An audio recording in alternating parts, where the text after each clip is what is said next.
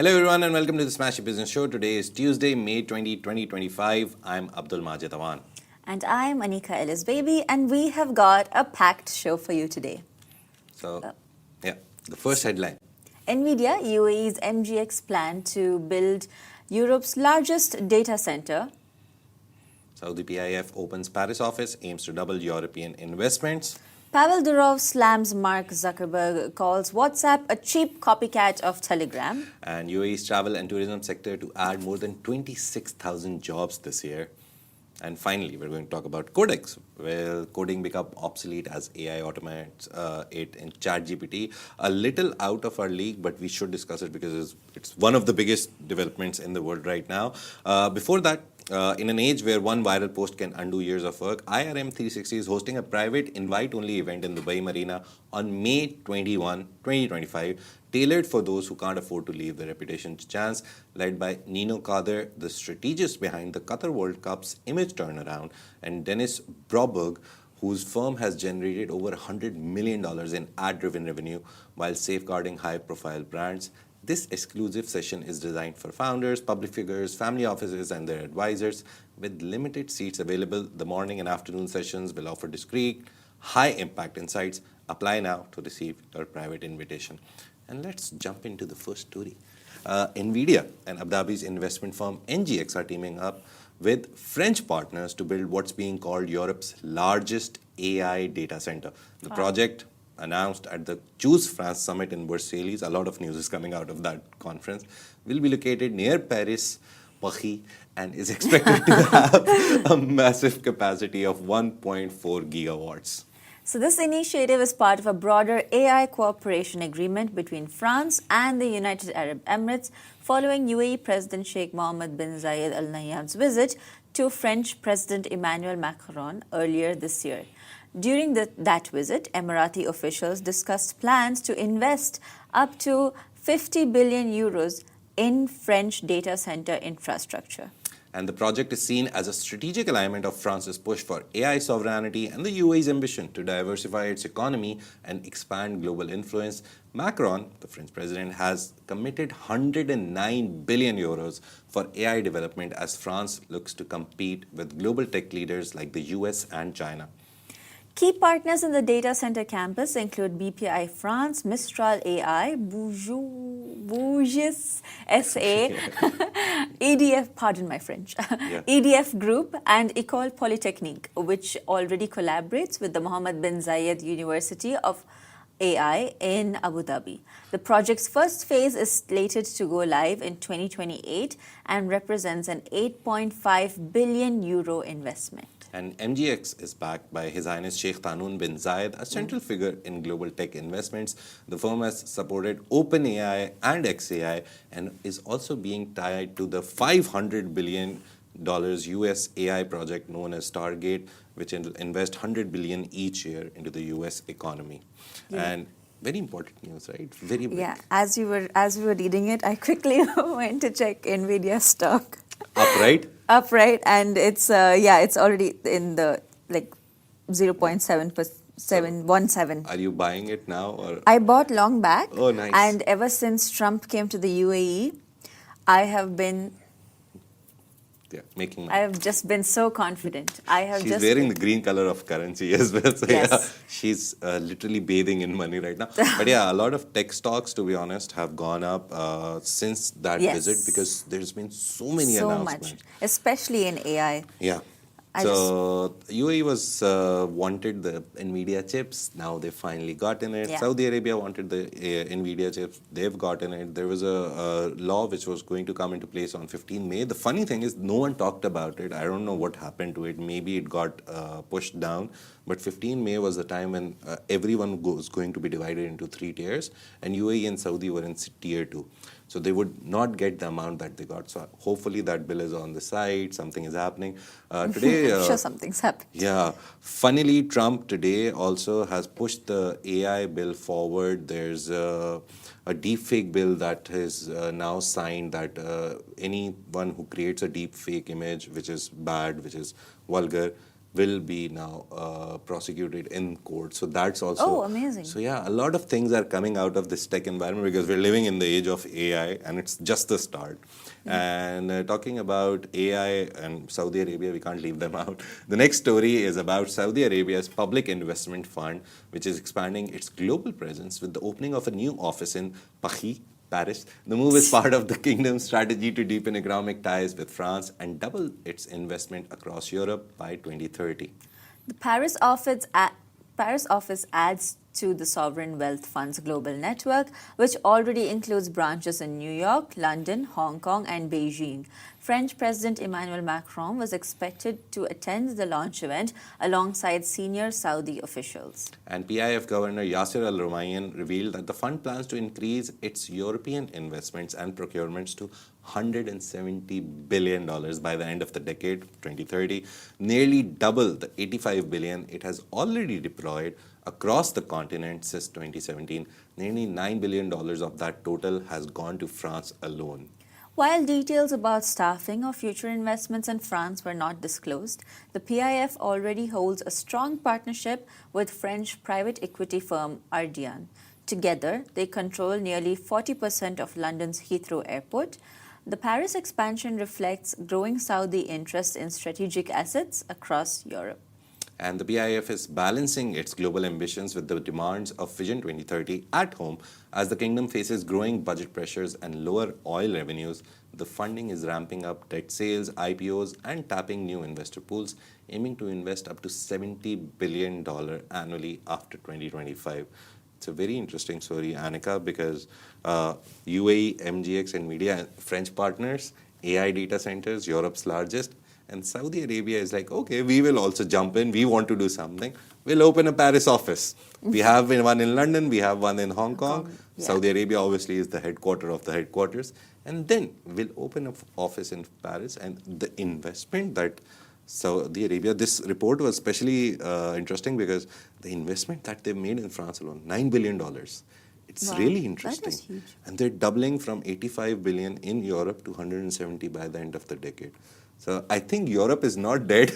A lot of people are saying that European economy is on the back drop and Middle East is in the front. But I still think there is money to be made in Europe. And Yeah. I think this is the right time that Saudi and UAE are jumping in, buying stuff for not the premium price, but at least a common normal price. And they're going to make money out of it. 100%, So, yeah. Would you invest in Europe or Middle East if you could start a business right now? If you put your bias aside. Well, no, I mean, I have to have bias as a wise investor, but I mean, right now the Middle East is looking more promising. So, Yeah, Annika is investing in Middle East. I'm investing in Middle East most probably if I ever get a chance. But yeah, talking about all of this, and there was a very interesting Telegram post by Pavel Durov, the founder of Telegram, and a tweet by him also. Let's talk about it. In a fresh escalation of tech rivalry, I love these, Elon Musk versus Sam Altman and all these guys. But this is Pavel Durov versus Mark Zuckerberg, and a lot of information that I got for this story is new for me as well. I never knew they had a long history. So Telegram founder Pavel Durov has launched a scathing attack on Meta CEO Mark Zuckerberg and WhatsApp, accusing the platform of copying Telegram's features and spreading smear campaigns.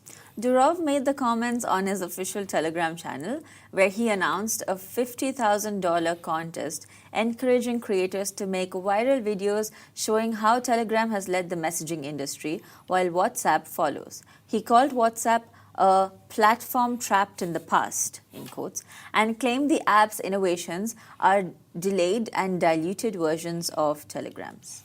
And Telegram says it has identified 30 features it introduced first, with more to come. Durov claimed WhatsApp has actively run PR campaigns to discredit Telegram, saying, "We've caught WhatsApp running smear campaigns, so it's only fair we hit back."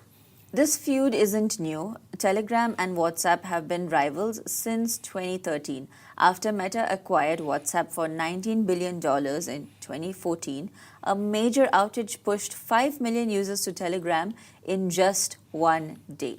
Since then, Durov has positioned Telegram as a secure, surveillance-free alternative.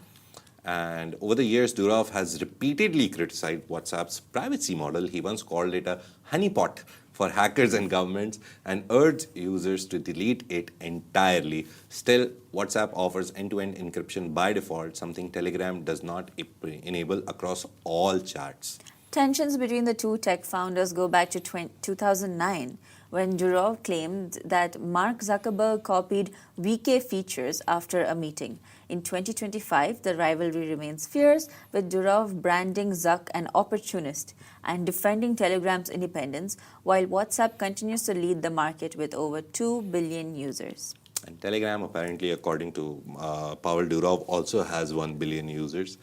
He announced it before he was arrested in France. So yeah, a good rivalry. To be honest, I think, Annika, at the end of the day, it's whenever these big tech bros and big tech entrepreneurs fight, the consumer wins, because then they will try to make their service so much better for the consumer. And Yeah. I always believe that WhatsApp is better right now.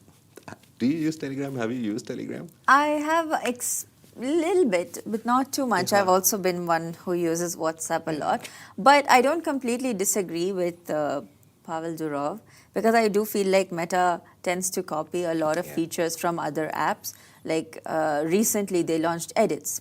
Oh, and yes. Edits is just basically another copy of CapCut. Yeah. So, you know, it's they have a history of copying things and So trying I to think do. his idea is, if something is doing good, just make your own version.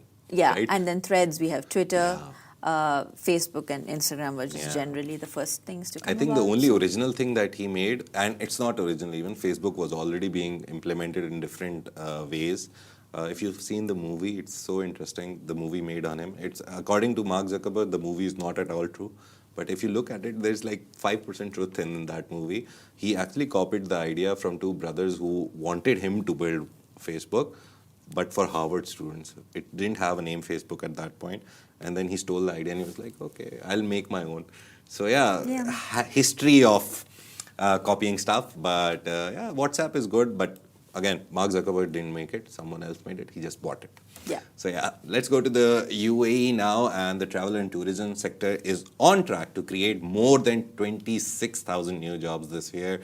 So if you're looking to come here, if you have something in travel and tourism, definitely you have new jobs. According to the latest data from World Travel and Tourism Council, this would bring the total workforce in the sector to 925,000 by 2025, a 21% increase from pre-pandemic levels. So the surge in employment is matched by record-breaking international visitor spending.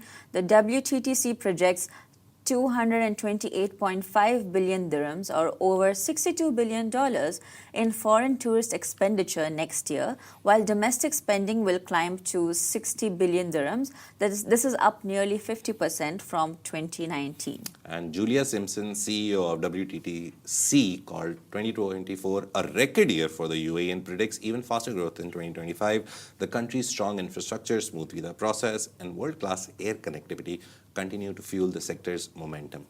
Looking ahead, the contribution of tourism to the UAE economy is expected to reach 267.5 billion dirhams in 2025, accounting for almost 13% of the GDP. Major upcoming attractions, including Disneyland Abu Dhabi, the Guggenheim, and Zayed National Museum, are expected to broaden the UAE's visitor base. And by 2035, 1 million people in the UAE are forecast to be working in tourism. The launch of Dubai's Al Maktoum International Airport Terminal in 2032 will be key to unlocking further growth, supported by a national drive for seamless digital travel. Disney. They talked about Disney. The story talks about Disney. And I think I've realized, I think you must have noticed, because we work so much on Abu Dhabi, UAE, Dubai, everyone has forgotten the sphere. I don't see any talk about the sphere, right? You remember the sphere? I was just thinking, I was like, what is he talking about? Right? The As soon as it sphere. was announced that the second sphere in the world after Las Vegas will be in Abu Dhabi, I don't think any update has come out. They made an Instagram page. I remember the video that came out. But after that, there hasn't been much updates. Because it's again like Disney, a 5-6 year long project. Disney is going to take 7 years Yeah. or so to come about. But no one's talking about this fair. People should talk about this fair because it's one of the most iconic things that you can see in the world in Las Vegas only, and Abu Dhabi has. The Disney World is the seventh Disneyland in the world. So I think I we should talk remember about that also. Yeah. I That's it. remember so many comments coming about how usually people had to dream about visiting Disneyland because they were so hard to get visas to the US, and now because visas to UAE are comparatively so much more easier, it's just money. So it just makes life so I much think easier. Disney CEO Bob Iger and all these guys, they actually saw all of this because US has made it very difficult under Trump to enter the country even. Yeah. And then immigration policy, and so much is happening in the US that they're like, okay, this country has a lot of potential, already has shown a lot of potential. Best place to build the next Disneyland. 100%. So let's see. I will go to it most probably 100% as soon as it opens. Opening night most probably, but let's try. Let's move on. And there's one part left for Anika. So, Ms. Simpson emphasized that in a fragmented world, tourism promotes cultural connectivity, as we mentioned. The UAE, she said, isn't just building attractions, it's creating a global hub for experiences that bring people together. Yeah, Such nice as we words. discussed. Yeah.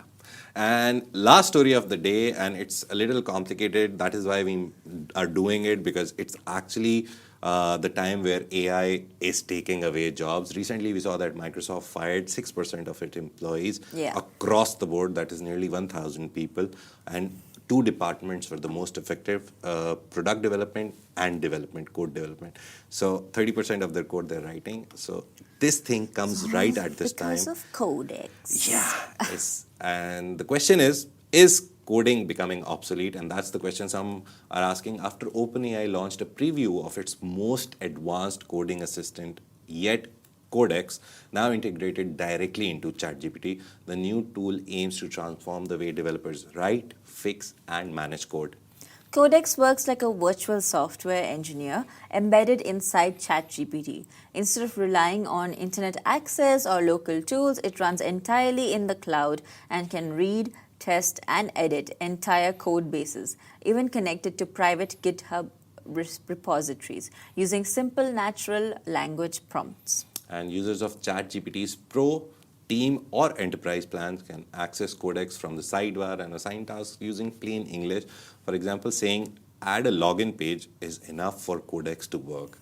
It's mind-blowing. It can even pause if it encounters errors, explaining issues, and offering solutions in real time.